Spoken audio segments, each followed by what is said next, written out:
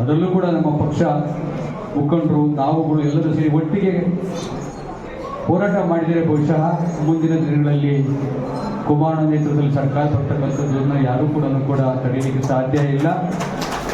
ರಾಜ್ಯದ ಮುಖ್ಯಮಂತ್ರಿಗೆ 3ನೇ ಬಾರಿಗೆ ಕುಮಾರಣ್ಣನ ಮುಖ್ಯಮಂತ್ರಿಯಾಗಿ ನಿರ್ವಹಿಸ್ತಾರೆ. ಆ ದೃಷ್ಟಿಯಲ್ಲಿ ನಾವೆಲ್ಲರೂ ಕೂಡ ರಾಜ್ಯದಲ್ಲಿ ಬೇಕಾಗಿರ್ತಕ್ಕಂತಹ ಮೂಲಭೂತ ಸೌಕರ್ಯಗಳಿರ್ಬೋದು, ಪಬ್ಲಿಕ್ ಸ್ಕೂಲ್ಸ್ ಇರ್ಬೋದು, ಆರೋಗ್ಯ ಸಂಬಂಧಪಟ್ಟಂತೆ ಆಸ್ಪತ್ರೆಗಳಿರ್ಬೋದು ಮಾಡಬಹುದು. ಅದರಲ್ಲೂ ಪ್ರಮುಖವಾಗಿರ್ತಕ್ಕಂಥ ಇವತ್ತು ಏನು ಕಾರ್ಮಿಕ ದಿನಾಚರಣೆ ಮಾಡ್ತಿದ್ದೇವೆ, ಇದಕ್ಕೆ ಸಂಬಂಧಪಟ್ಟಂತೆ ಅಸಂಘಟಿತ ಕಾರ್ಮಿಕ ಇರ್ಬೋದು, ಕೂಲಿ ಕಾರ್ಮಿಕರಿರ್ಬೋದು, ಅಥವಾ ಮಂದಿರಗಳಲ್ಲಿ ಕೆಲಸ ಮಾಡ್ತಕ್ಕಂತಹ ಗ್ರಾಮಾಂತರದಲ್ಲಿರ್ತಕ್ಕಂಥ ಏನು ಅವರಿಗೆಲ್ಲರಿಗೂ ಸಂಬಂಧಪಟ್ಟಂತೆ ಕೂಡ ಕುಮಾರಣ್ಣ ನೇತೃತ್ವದ ಸರ್ಕಾರ ಒಂದು ಒಳ್ಳೆಯ ರೀತಿಯಾದಂತಹ ಒಂದು ಯೋಜನೆ ತಂದು ಈ ಕುಟುಂಬಗಳನ್ನು ಕೂಡ ಹಿತರಕ್ಷಣೆ ಮಾಡ್ತಕ್ಕಂತಹ ಒಂದು ಸನ್ನಿವೇಶ ನಮ್ಮಲ್ಲಿ ಬರಲಿ ಅಂತಕ್ಕಂಥದ್ದು ಆರಿಷ್ಟ ಇವತ್ತಿನ ದಿನಾಚರಣೆಯಲ್ಲಿ ತಾವೆಲ್ಲ ಭಾಗವಹಿಸಲಿಕ್ಕೆ ಶುಭ ಕೋರುತ್ತಾ ಜೈ ಹಿಂದ್, ಜೈ ಕರ್ನಾಟಕ. ದೇಶದಲ್ಲಿ ಯಾರು ಇವತ್ತು ಮನೆಯಲ್ಲಿ ಇಡೀ ದಿವಸ ಕೆಲಸ ಮಾಡ್ತಾರೆ ಅವ್ರು ನಿಜವಾದ ಕಾರ್ಮಿಕರು. ಯಾಕೆ ಮಾತಾಡ್ತಾ ಇದ್ದಾರೆ ಅಂದರೆ ತುಂಬ ಜನ ಅರ್ಥಂಗಿಯರು ತಿಳ್ಕೊಂಡಿದ್ದಾರೆ. ಯಾವ ಫೆಸಿಲಿಟೀಸ್ ಇದೆ ಮಹಿಳೆಯರಿಗೆ ಕಾರ್ಮಿಕ ಸೆಕ್ಟರ್ನಲ್ಲಿ? ಕಾರ್ಖಾನೆ ಬೀದಿಯಲ್ಲಿ ವ್ಯಾಪಾರ ಮಾಡುವವರೆಲ್ಲ ಕಾರ್ಮಿಕರು. ಅವರಿಗೆ ಸೆಕ್ಯೂರಿಟಿ ಏನಿದೆ, ಅವರಿಗೆ ಯಾರು ಅವ್ರ ಬಗ್ಗೆ ಅವ್ರ ಮಕ್ಕಳ ಬಗ್ಗೆ ಕಾಳಜಿ ವಹಿಸ್ತಾರೆ ಅವರು ನಿಜವಾಗ್ತಾರೆ. ಅವ್ರ ಬಗ್ಗೆ ಚಿಂತನೆ ಮಾಡ್ತಕ್ಕಂಥದ್ದಿದೆ. ಇದು ಅನ್ಸೆಕ್ಟರ್ ಆರ್ಗನೈಸೇಷನ್, ಕಾರ್ಮಿಕ ಸೆಕ್ಟರ್ ಇದಕ್ಕೊಂದು ಆರ್ಗನೈಸೇಷನ್ ಆಗಬೇಕು, ಇದಕ್ಕೊಂದು ಶಕ್ತಿ ಬರಬೇಕು. ಇದು ಒಂದು ಎಲ್ಲ ಬೇರೆ ಸಂಸ್ಥೆಗಳ ಥರ ಗಟ್ಟಿ ಸಂಸ್ಥೆ ಆಗಬೇಕು ಅಂತ ನನ್ನ ನೀವೆಲ್ಲ ಒಪ್ಕೊಡ್ತೀವಿ ಅಂತ. ಏನೋ ಅನ್ಯಾಯ ಆದಾಗ ಅವಳಿಗೆ ವಿಷಯ ಯಾರು ಕೊಡೋರು? ಮನೆಯೇ ಅವಳ ದೇವಸ್ಥಾನ ಮಾಡಿದಾಗ ಆ ಮಹಿಳೆ ಎಲ್ಲಿಗೆ ಹೋಗಬೇಕು ಅನ್ನೋ ಪ್ರಶ್ನೆ ನನಗೆ. ನಿಜವಾದ ಕಾರ್ಮಿಕರು ಮನೆಯಲ್ಲಿ ಸಂಬಳ ಇಲ್ಲದೆ ದುಡಿತಕ್ಕಂಥ ಹೆಣ್ಮಗಳ ನಿಜವಾದ ಕಾರ್ಮಿಕರು. ಆದರೆ ನಮ್ಮ ಈ ಒಂದು ಗ್ರೇಟರ್ ಬೆಂಗಳೂರು ಅಧ್ಯಕ್ಷರಾದ ಗೋಪಾಲ್ ಅವರಿಗೆ ದಯವಿಟ್ಟು ಮಹಿಳೆಯರ ಪರವಾಗಿ ಕೇಳ್ಕೊಳ್ತಾ ಇದ್ದೀವಿ. ನಮ್ಮ 28 ಕ್ಷೇತ್ರದ ಅಧ್ಯಕ್ಷರುಗಳು ಮತ್ತು ವಾರ್ಡ್ ಅಧ್ಯಕ್ಷರುಗಳು ಇಲ್ಲಿದ್ದಾರೋ ದಯವಿಟ್ಟು ಗೋಪಾಲ್ ಅವರು ನಮಗೆ ಒಂದು ಮಾಡಿಕೊಡ್ಬೇಕು. ಇವತ್ತು ಎಲ್ಲ ಅಧ್ಯಕ್ಷರುಗಳ ಮುಖಾಂತರ ಮಹಿಳಾ ಅಧ್ಯಕ್ಷರುಗಳು ಕೆಲಸ ಮಾಡ್ತಾ ಇರುವಂಥವ್ರಿಗೆ ಲೇಬರ್ ಕಾರ್ಡ್ಗಳ ಅವಶ್ಯಕತೆ ಇದೆ. ಮತ್ತು ಯಾವೆಲ್ಲ ಸೌಲಭ್ಯಗಳು ನಮ್ಮ ಬೆಂಗಳೂರು ನಗರದಲ್ಲಿ ಒಂದು ಗ್ರೇಟರ್ ಬೆಂಗಳೂರಿಂದ ಬರುತ್ತೋ ಅದು ನಮ್ಮ ಕಚೇರಿ ತನಕ ತಲುಪ್ತಾ ಇಲ್ಲ. ಹೆಣ್ಮಕ್ಳಿಗೂ ಅದರ ವಿಚಾರ ಗೊತ್ತಿಲ್ಲ. ಹಾಗೆ ನಮ್ಮ ವರ್ಕರ್ಸ್ ಏನು ಮನೇಲಿ ಕೆಲಸ ಮಾಡ್ತಾರೆ ಶೋಭಾ ಅನ್ನೋರನ್ನ ಕರೆದಿ ಗೌರವಿಸ್ತಾ ಇದ್ದಾರೆ. ಮತ್ತು ನಮ್ಮ ರಾಮಯ್ಯ ಹಾಸ್ಪಿಟಲಲ್ಲಿ ಡಾಕ್ಟರೇಟ್ ಪಡೆದಿರುವಂಥ ಸುಮತಿ ಅಂತ ಮಲ್ಲೇಶ್ವರಮಿಂದ ಬಂದಿದ್ದಾರೆ.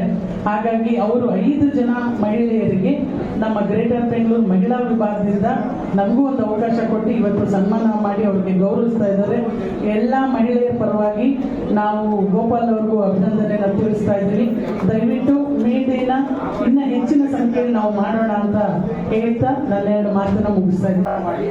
ಕೇವಲ 8 ಗಂಟೆಗೆ ತಂದು ಇವತ್ತು ಮೇ 1ನೇ ತಾರೀಕು ಮೇ 1ರಂದು ವಿಶ್ವ ಕಾರ್ಮಿಕ ದಿನಾಚರಣೆಯನ್ನು ಆಚರಣೆ ಮಾಡ್ತಾ ಇದ್ದೀವಿ. ನಾವು ಭಾಳ ಸತಿ ನನ್ನ 1996ರಿಂದ ನಾನು ಅಧ್ಯಕ್ಷರಾಗಿ ಕೆಲಸ ಮಾಡ್ತಾ ಇದ್ದೀನಿ. ಪ್ರತಿ ಕಾರ್ಮಿಕ ವಿದ್ಯಾರ್ಥಿ ಕೂಡ ಬೆಂಗಳೂರು ನಗರ ಜಿಲ್ಲೆ, ಬೆಂಗಳೂರು ಗ್ರಾಮಾಂತರ ಜಿಲ್ಲೆ, ರಾಮನಗರ ಜಿಲ್ಲೆ ಎಲ್ಲ ಕಾರ್ಮಿಕ ವಿಭಾಗ ಸಂಯುಕ್ತ ಆಶ್ರಯದಲ್ಲಿ ಕಾರ್ಮಿಕ ದಿನಾಚರಣೆಯನ್ನು ಆಚರಣೆ ಮಾಡ್ತಾ ಇದ್ರು. ಇವತ್ತು ನನ್ನ ಜೊತೆಯಲ್ಲಿ ನಾಗರಾಜ್ ಅವರು ಇದ್ದಾರೆ, ಸೆಕ್ರೆಟರಿ ಜನರಲ್ ಕೆಲಸ ಮಾಡ್ತಾರೆ. ಅವರು MBA ಕೆಲಸ ಮಾಡ್ತಾರೆ, ಪ್ರತಿಭಾವಂತ ಕಾರ್ಮಿಕ ಮುಖಂಡರಾಗಿದ್ದಾರೆ. ನಾನು ಮುಖ್ಯವಾಗಿ ಹೇಳಬೇಕಾಗಿದ್ದು ಇವತ್ತು 1996ರಲ್ಲಿ ಸನ್ಮಾನ್ಯ ದೇವೇಗೌಡರು ಪ್ರಧಾನಮಂತ್ರಿ ಆಗಿದ್ದಾಗ ವೇಣುಗೋಪಾಲ್ ವರ್ಮಾಜಿ ಅಂತ ಒಬ್ಬ ಕಾರ್ಮಿಕ ಮುಖಂಡ ಕಾರ್ಮಿಕರ ರಕ್ಷಣೆಗೆ ಏನು ಒಂದು ಭಾರತ ದೇಶದಲ್ಲಾಗಲಿ ಕರ್ನಾಟಕದಲ್ಲಿ ಒಂದು ತರಬೇಕು ಅಂತ ಯೋಚನೆ ಮಾಡಿ 400 ಪುಟಗಳಷ್ಟು ಕೂಡ ತಂದು ಮರದಲ್ಲಿ ಪಕ್ಷಿಗಳು ಗೂಡು ಕಟ್ಕೊಂಡು ಜೀವನ ಮಾಡ್ತಾರೆ. ಆದರೆ ಕಾರ್ಮಿಕರ ಜೀವಿತದಲ್ಲಿ ಕಟ್ಟಡ ಕಾರ್ಮಿಕರಾಗಿದ್ದು, ಡ್ಯಾಮ್ ಕೆಲಸ ಮಾಡಿರೋದು ಅಥವಾ ವ್ಯವಸಾಯದಲ್ಲಾಗಿರ್ತಕ್ಕಂಥವ್ರು, ಅವ್ರ ಮನೆ ಇಲ್ಲ, ಅವ್ರ ಮಕ್ಕಳಿಗೆ ವಿದ್ಯಾಭ್ಯಾಸ ಇಲ್ಲ, ಅವ್ರ ಮನೆ ಇಲ್ಲ, ಇದೆಲ್ಲರೂ ಯೋಚನೆ ಮಾಡಿ ದೇವೇಗೌಡರ ಹತ್ರ ಹೋಗಿ ಕೂತ್ಕೊಂಡು 1996ರಲ್ಲಿ ಕಾರ್ಮಿಕರ ಕಟ್ಟಡ ಕಾರ್ಮಿಕರಿಗೆ ಬಿಲ್ ಪಾಸ್ ಮಾಡ್ತಿದ್ರು. ಅವಾಗ ದೇವೇಗೌಡರು ಮಾಡಿರ್ತಕ್ಕಂಥ ಆ ಪ್ರಯೋಜನ 2006ರಲ್ಲಿ ಸನ್ಮಾನ್ಯ ಕುಮಾರಣ್ಣ ಅವರು ಇಲ್ಲಿ ಮುಖ್ಯಮಂತ್ರಿ ಆಗಿದ್ದಾಗ ಕರ್ನಾಟಕದಲ್ಲಿ ಮಾತ್ರ ತಂದು ಬಿಲ್ ಪಾಸ್ ಮಾಡಿರಿ. ಇಲ್ಲಿ ಕೂಡ ಬೇರೆ ಯಾವುದು ಈ ಭಾರತದಲ್ಲಿ ಯಾವ ರಾಜ್ಯದಲ್ಲಿ ಕೂಡ ಆಗಿರಲಿಲ್ಲ. ಇದನ್ನ ನೆನಪಿದೆ. ಅದರಿಂದ ಇವತ್ತು ಬೇಕಾದಷ್ಟು ಜನ ನೋಡಿ 2019-20ರಲ್ಲಿ ಕೊರೋನಾ ಬಂದಲ್ಲ, ಅವಾಗ ಕಾರ್ಮಿಕರಿಗೆ ತುಂಬಾ ಕಷ್ಟ, ಕೆಲಸ ಇಲ್ಲ. ಅವಾಗ ಸನ್ಮಾನ್ಯ ಮೋದಿ ಸಾಹೇಬರು ಅವರಿಗೆ ಅನುದಾನ ಕೊಟ್ಟು ಏನೇನೋ ಅವರಿಗೆ ಒಂದು ಸ್ವಲ್ಪ ಹಣಕಾಸು ತೊಂದರೆ ಅಂತ ಕೊಟ್ಟು ಇವತ್ತು ನಾನು ಈ ಸಭೆ ಮುಖಾಂತರ ನಮ್ಮ ರಾಜ್ಯದ ಕರ್ನಾಟಕದ ಪ್ರದೇಶ ಜಾತ್ಯತೀತ ಜನತಾ ದಳ ಕಾರ್ಮಿಕ ವಿಭಾಗದ ವತಿಯಿಂದ ಸನ್ಮಾನ್ಯ ಪ್ರಧಾನಮಂತ್ರಿಯಾದ ಮೋದಿ ಸಾಹೇಬರಿಗೆ ಒಂದು ಮನವಿ ಮಾಡ್ತೀನಿ.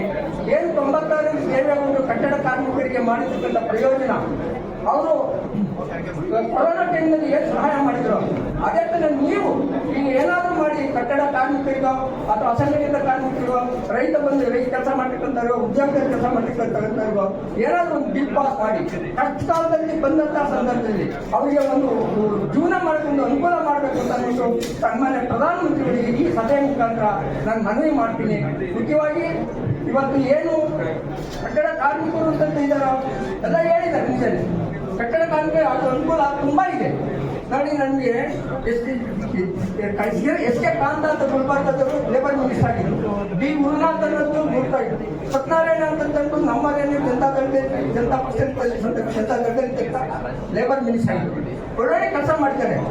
ನಮ್ಮ ಸರ್ಕಾರಗಳಿದ್ದಾಗ ಕಾರ್ಮಿಕರಿಗೆ, ದುಡಿಯೋ ಕಾರ್ಮಿಕರಿಗೆ ನಾವು ದುಡ್ಡು ಕೂಡ ಏನು ಕೊನೆಯಲ್ಲಿ ಎತ್ಕೊಂಡು ಏನಾಗ್ತಾರೆ ಅಲ್ಲಿ ಪಡಿಗೆ ಹೊಡಿತಾರೆ ಅಥವಾ ಕಸಾಯಿಗೆ ಹಾಕ್ತಾರೆ.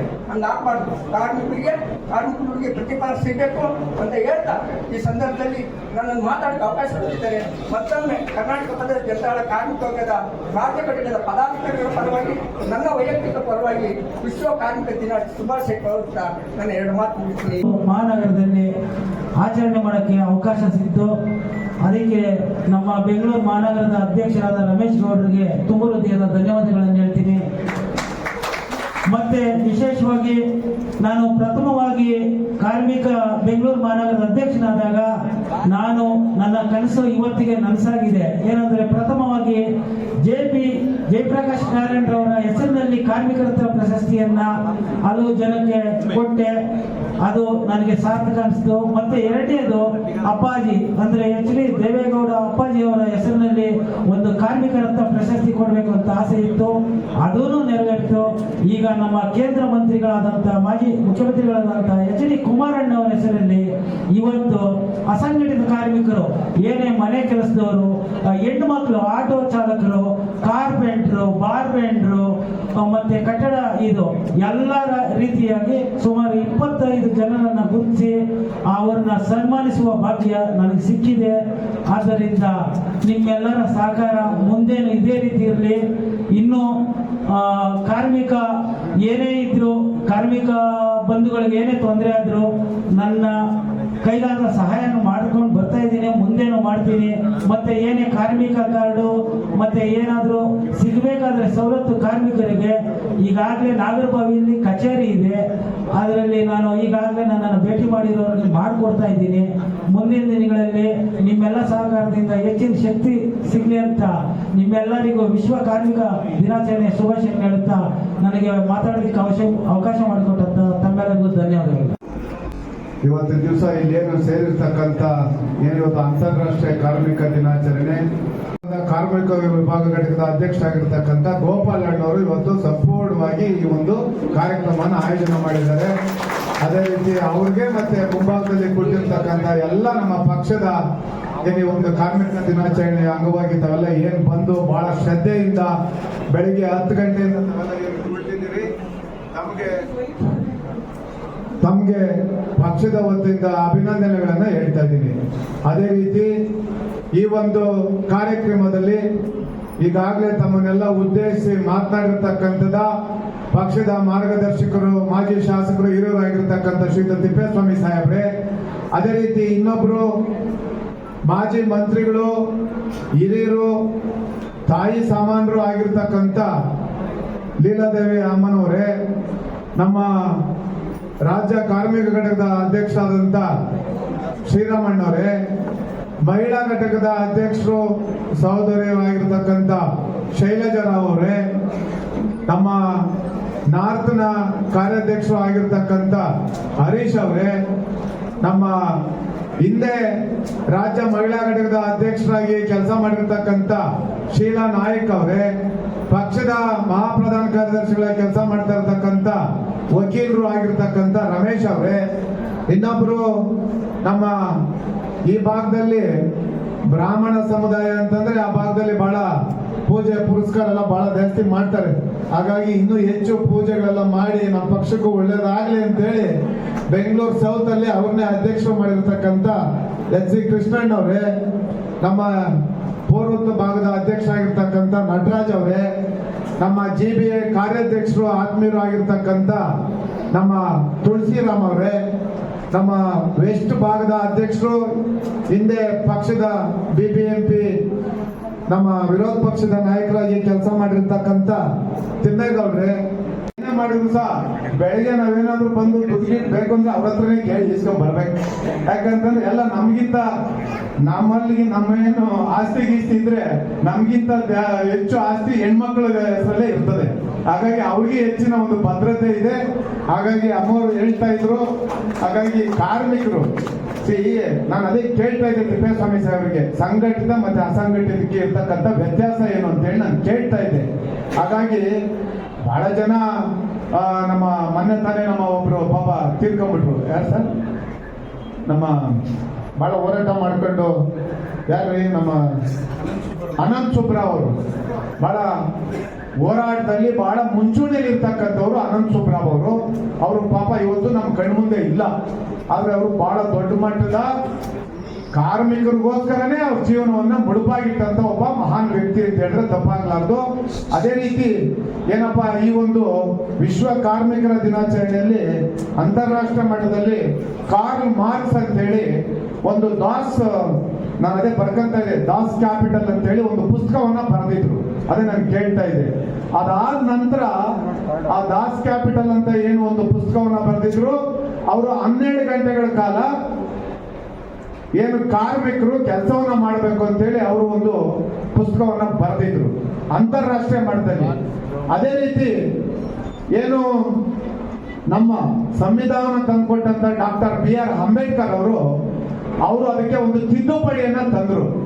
ಕಾರ್ಮಿಕರು ಸುಮಾರು 12 ಗಂಟೆ ಕೆಲಸ ಮಾಡಿದವರಿಗೆ ಬಹಳ ಕಷ್ಟ ಆಗ್ತದೆ, 8 ಗಂಟೆಗಳ ಕಾಲ ಕೆಲಸವನ್ನ ಮಾಡಬೇಕು, ಅದೇ ರೀತಿ ಅವರಿಗೆ ರಜೆಯನ್ನು ಸಹ ಕೊಡಬೇಕು ಅಂತೇಳಿ ಡಾಕ್ಟರ್ BR ಅಂಬೇಡ್ಕರ್ ಅವರು ಒಂದು ತಿದ್ದುಪಡಿಯನ್ನ ತಂದು ಒಂದು ಸಂವಿಧಾನದಲ್ಲಿ ಅದನ್ನ ತಂದ್ರು. ಆದ್ರೆ ಇವತ್ತು ಬಹಳ ಜನ ಮಹಿಳೆಯರು ಇವತ್ತೇನು ಕೂಲಿ ಕಾರ್ಮಿಕರಿದ್ದಾರೆ, ಬಹಳ ಜನ ಶ್ರಮಿಕರಿದ್ದೀರಿ. ಈ ದೇಶದ ಬೆನ್ನೆಲುಬು ರೈತ ಅಂತ ನಾವೇನು ಕರಿತೀರಿ, ಆ ದೇಶದ ಬೆನ್ನೆಲುಬು ರೈತರಿಗಿಂತ ಮುಂಚೆ ಅವರು ಸಹ ಕಾರ್ಮಿಕರಾಗಿ ರೈತರಾಗಿ ಬಂದಿರ್ತಕ್ಕಂಥದ್ದು. ಈ ಒಂದು ಸುಸಂದರ್ಭದಲ್ಲಿ ನಾವು ಅವ್ರನ್ನ ನೆನಪನ್ನ ಮಾಡ್ಕೊಳ್ಬೇಕಾಗ್ತದೆ. ನಾನು ಹೇಳ್ತಕ್ಕಂಥದ್ದು ಇಷ್ಟೇನೆ, ಏನು ನಾವು ನಮ್ಮ ಪಕ್ಷದ ಕೇಂದ್ರ ಕಚೇರಿಯಲ್ಲಿ ಬಹಳ ಜನ ಮಾನ್ಯರ ಜಯಂತಿಗಳನ್ನ ಆಚರಣೆ ಮಾಡ್ತೀವಿ. ಈ ರೀತಿ ಕಾರ್ಮಿಕರ ದಿನಾಚರಣೆ ಪಾಪ ನಮ್ಮ ಗೋಪಾಲಣ್ಣವರು ಅಧ್ಯಕ್ಷರಾದ್ಮೇಲೆ ಬೆಂಗಳೂರು ನಗರದಲ್ಲಿ ಪ್ರಾಮಾಣಿಕವಾಗಿ ಕಾರ್ಮಿಕರ ಪರವಾಗಿ ಸ್ವಲ್ಪ ಹೆಚ್ಚು ಪಕ್ಷಕ್ಕೆ ಶಕ್ತಿ ತುಂಬುವಂತ ಕೆಲಸವನ್ನ ಮಾಡ್ತಾ ಇದ್ದಾರೆ. ಯಾಕೆ ಅಂತಂದ್ರೆ ಯಾರು ಪಕ್ಷದಲ್ಲಿ ಪ್ರಾಮಾಣಿಕವಾಗಿ ಯಾವುದಾದ್ರೂ ಒಂದು ಜವಾಬ್ದಾರಿಯನ್ನ ಕೊಟ್ರೆ ಅಧಿಕಾರದಿಂದ ಕೆಳಗಡೆ ಇಳಿದ್ರು. ಆದ್ರೆ ಇವತ್ತಿನ ದಿವಸ ಅದು ಹಾಗೆ ಬಿದ್ದೋಯ್ತು. ಕುಮಾರಣ್ಣವರಿಲ್ಲ. ಇವತ್ತು ಅವರು ಕೇಂದ್ರದಲ್ಲಿ ಉಕ್ಕು ಮತ್ತೆ ಬೃಹತ್ ಕೈಗಾರಿಕಾ ಸಚಿವರಾಗಿ ನರೇಂದ್ರ ಮೋದಿಜಿಯವರ ಸಚಿವ ಸಂಪುಟದಲ್ಲಿ ಕೆಲಸ ಮಾಡ್ತಾ ಇದ್ದಾರೆ. ಅವರು ಬಹಳ ಕಷ್ಟಪಟ್ಟು ಮಂಡ್ಯದಲ್ಲಿ ಒಂದು ಕಾರ್ಖಾನೆ ತರಬೇಕು ಅಂತ ಹೇಳಿ ಆ ಭಾಗದಲ್ಲಿ ಕಾರ್ಖಾನೆ ತಂದ್ರೆ ಬರೀ ಮಂಡ್ಯ ಜಿಲ್ಲೆ ಒಂದಕ್ಕೆ ಅಲ್ಲ, ಮಂಡ್ಯ ಇರ್ಬೋದು, ಹಾಸನ ಇರ್ಬೋದು, ಮೈಸೂರು ಇರ್ಬೋದು, ಸುಮಾರು 3 ಜಿಲ್ಲೆಗೆ ಒಳ್ಳೇದಾಗ್ತದೆ, ಅಲ್ಲಿನ ಮಕ್ಕಳಿಗೆ ಒಳ್ಳೇದಾಗ್ತದೆ.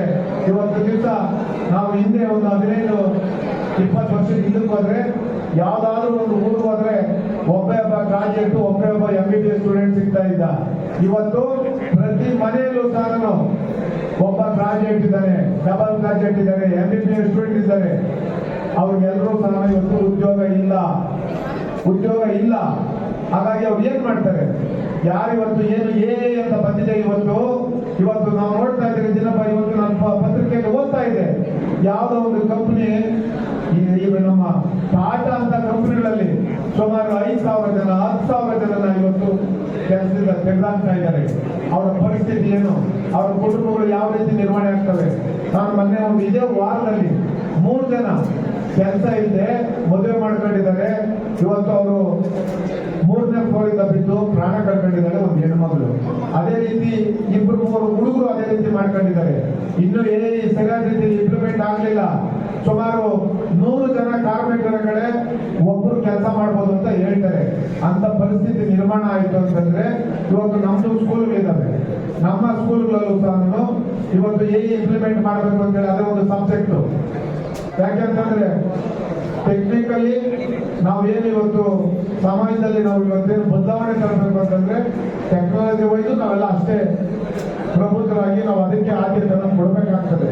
ಆದ್ರೆ ನಾನು ನೋಡ್ತಾ ಇದ್ದೇನೆ, ಇದು ಮುಂದೊಂದು ದಿವಸ ಬಹಳ ದೊಡ್ಡ ಮಟ್ಟದ ಏನಿವತ್ತು ನಮ್ಮ ಕಾರ್ಮಿಕರಿದ್ದಾರೆ, ಇವತ್ತು ನಮ್ಮ ವಿದ್ಯಾವಂತರಿದ್ದಾರೆ, ಅವ್ರ ಮೇಲೆ ಬಹಳ ದೊಡ್ಡ ಮಟ್ಟದ ಪರಿಣಾಮ ಬೀಳ್ತದೆ.